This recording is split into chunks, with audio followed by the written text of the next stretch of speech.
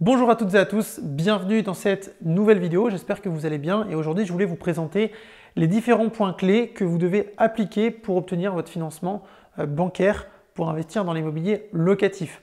Si ce n'est pas déjà fait, je vous invite à vous abonner à cette chaîne pour ne pas manquer les prochaines vidéos qui vont arriver et je vous laisserai découvrir la barre de description qui est juste en dessous de la vidéo où vous avez différents ateliers et formations, programmes que j'ai mis en place avec des différents outils que vous pouvez utiliser pour investir dans l'immobilier et qui vous apprendra énormément de choses. Donc là, je me suis concentré sur 4 points clés. Bien évidemment, vous en avez d'autres. Ça va dépendre aussi de plusieurs autres paramètres, d'accord? Ça va dépendre d'énormément de paramètres. Mais les 4 points importants, ça va être ces 4 points-là. Donc, une présentation exemplaire, convaincre le banquier, travailler sur du partenariat à long terme et négocier les bonnes conditions. Et si vous appliquez ces 4 points clés, vous allez obtenir votre financement. D'accord? Alors, à noter que, juste avant, si vous devez faire 15, 20, même 30 banques, vous le faites. Tant que vous n'obtenez pas un oui, vous allez voir une autre banque. Après, si vous obtenez plusieurs oui, surtout si c'est le début, vous pouvez regarder au niveau des conditions que vous propose la banque, au niveau de pas mal de facteurs, pas mal de paramètres, mais ne vous arrêtez pas à un non, d'accord? Vous allez en avoir plein, j'en ai eu plein, ça m'est arrivé énormément de fois, je suis tombé sur des banquiers qui ne comprenaient rien à l'investissement immobilier, mais c'était vraiment impressionnant. On me disait que j'avais des revenus locatifs, donc à l'époque, qui dépassaient un petit peu, donc selon certains biens, donc j'ai un appart qui me génère 1580 € de revenus locatifs, donc de loyer que je perçois.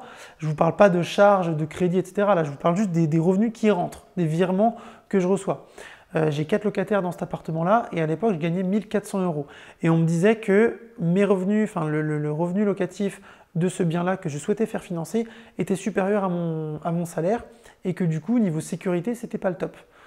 Donc, pour vous montrer un petit peu le degré de stupidité. Parce que justement, c'est tout l'intérêt aussi d'investir dans la pierre, c'est de se créer un revenu alternatif qui va travailler pour vous et qui va faire en sorte que votre patrimoine travaille pour vous, tout simplement. Donc voilà, vous pouvez faire face à des personnes qui ne sont pas du tout professionnelles dans leur domaine ou alors qui ne maîtrisent pas cet aspect-là de l'investissement immobilier. Parce que le banquier, son rôle principal, c'est pas de faire des prêts immobiliers, d'accord? Il va travailler sur d'autres supports, comme les assurances, etc. Ça va pas être son rôle principal de faire des prêts immobiliers, ou du moins, il gagne pas forcément d'argent à faire des prêts immobiliers, tout simplement. Donc voilà. Et donc, ce que je disais, c'est que voilà, vous allez être face à des personnes qui ne vont pas forcément comprendre votre projet, qui vont vous dire non, qui vont vous mettre des refus, je ne sais pour quelle raison, ils vont vous inventer tout un tas de choses, mais c'est pas grave, ça fait partie du jeu, c'est comme ça, et il ne faut pas hésiter à aller voir d'autres banques et les mettre en concurrence entre elles, c'est comme ça que ça se passe. Vous êtes un businessman, d'accord? Quand vous faites de l'immobilier, il faut le voir comme un réel business, ok? Donc voilà. Alors, la première clé, ça va être la présentation exemplaire. Ça peut paraître tout bête, mais je peux vous assurer que ça peut faire la différence entre deux personnes. Un qui va les mains dans les poches, la fleur au fusil, sans rien, sans dossier, vraiment avec rien du tout. Et une personne qui va de façon présentable, qui est soignée, qui est convaincante, qui arrive, qui a de la prestance, qui est charismatique, qui a un dossier qui est ficelé, un dossier comme ça, avec toutes les pièces justificatives qu'il faut, que le banquier doit avoir en sa possession. Je peux vous dire que ça fait vraiment la différence et c'est comme pour tout, c'est comme pour un entretien d'embauche, c'est comme pour n'importe quoi, d'accord? Donc vraiment, présentation exemplaire, soyez souriant, soyez aimable, voilà, ne vous braquez pas si on vous dit, voilà, ok, le taux sera de temps et ça vous plaît pas, enfin voilà, ne vous braquez pas, restez professionnel et je peux vous dire que ça fait toute la différence. La deuxième clé, ça va être de convaincre le banquier. Comme je vous l'ai dit, c'est du business, d'accord? Donc, vous, votre rôle, ça va être de convaincre le banquier pour qu'il vous finance votre projet, d'accord? L'idée, c'est d'avoir le financement. Donc, vous devez le convaincre, vous devez être convaincant, lui expliquer les chiffres, lui expliquer tout ce qu'il faut, d'accord? Avec un vrai business plan. Je l'apprends à tous les membres de mon programme qui peuvent télécharger directement dans leur document mon propre business plan que j'utilise pour mes biens immobiliers, d'accord, pour mes demandes de financement quand je vais prospecter la banque. Et vous devez avoir un business plan irréprochable, d'accord. Moi, le mien, il fait la base, elle fait 10 pages, en sachant qu'après, il faut rajouter tous les justificatifs, etc., etc. Donc, j'arrive avec un dossier comme ça. Et je peux vous dire que ça fait la différence. Quand vous avez toutes les pages qui sont annexées avec un sommaire, avec tous les, voilà, le point sur votre situation personnelle, le point sur votre situation professionnelle, votre patrimoine, tous les chiffres de A à Z, le futur projet, etc. Je peux vous dire que là, le banquier, il est convaincu. Il a affaire à une personne qui est professionnelle, même si ce n'est pas votre métier, d'accord? Ça, il n'y a pas de souci. Mais au moins, il est convaincu. La troisième clé, ça va être de travailler sur du partenariat long terme, d'accord? C'est plus qu'une simple demande de financement en fait. C'est pas juste, voilà, vous allez chez le banquier comme si vous allez à la boulangerie chercher du pain. C'est vraiment au-delà de ça. C'est au-delà d'une simple demande de financement. C'est vraiment un partenariat long terme que vous devez rechercher, d'accord?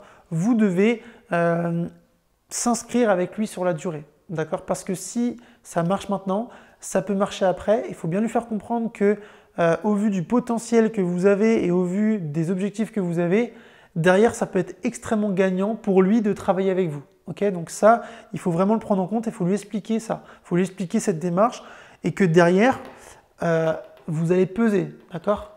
Et je dis ça, ça peut faire sourire certains, mais derrière, vous allez peser. Et moi, des personnes que j'ai vues au tout début, qui étaient là, ok, il veut acheter un petit studio. Maintenant, voilà, peut-être qu'ils ne me voient pas forcément, mais si je leur présentais tout mon patrimoine, je pense qu'elles se diraient, ok, il y a eu du boulot qui a été fait, tout simplement. Et il faut lui expliquer que voilà, derrière, dans 10 ans, dans 20 ans, vous allez vraiment peser, surtout si vous êtes serial investisseur et que vous souhaitez vraiment tout exploser.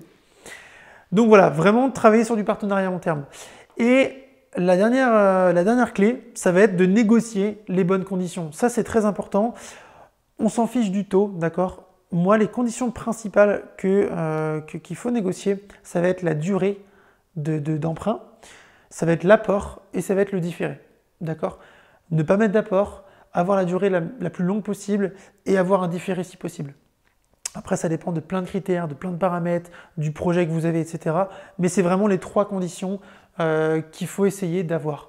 Le taux, on s'en fiche. Je sais qu'il y a beaucoup de gens qui se fixent sur le taux. Ce n'est pas réellement la chose la plus importante. Surtout si vous souhaitez travailler sur du partenariat long terme. Il faut vraiment aller voir au-delà que le petit taux d'intérêt à ouais, non, j'ai eu 1,6 au lieu de 1,5. Non, d'accord.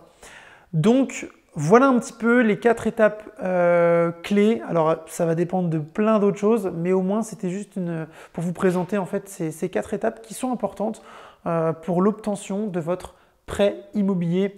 Et c'est un peu le nerf de la guerre, parce que si vous n'avez pas votre prêt, vous n'avez pas le projet. Si vous n'avez pas de projet, vous n'avez pas de cash flow. Si vous n'avez pas de cash flow, eh ben voilà, c'est pourri.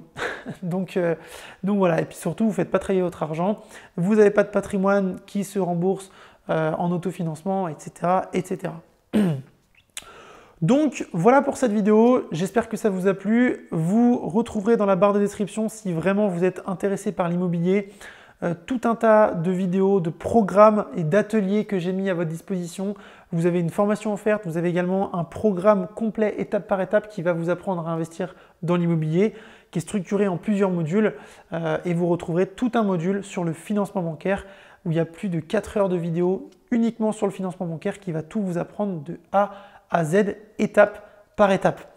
On se retrouve de l'autre côté si c'est bon pour vous. J'espère que vous avez aimé la vidéo. N'hésitez pas à la partager ou mettre un petit pouce bleu, ça fera toujours plaisir. Et on se dit à bientôt. Je vous laisse. Ciao, ciao.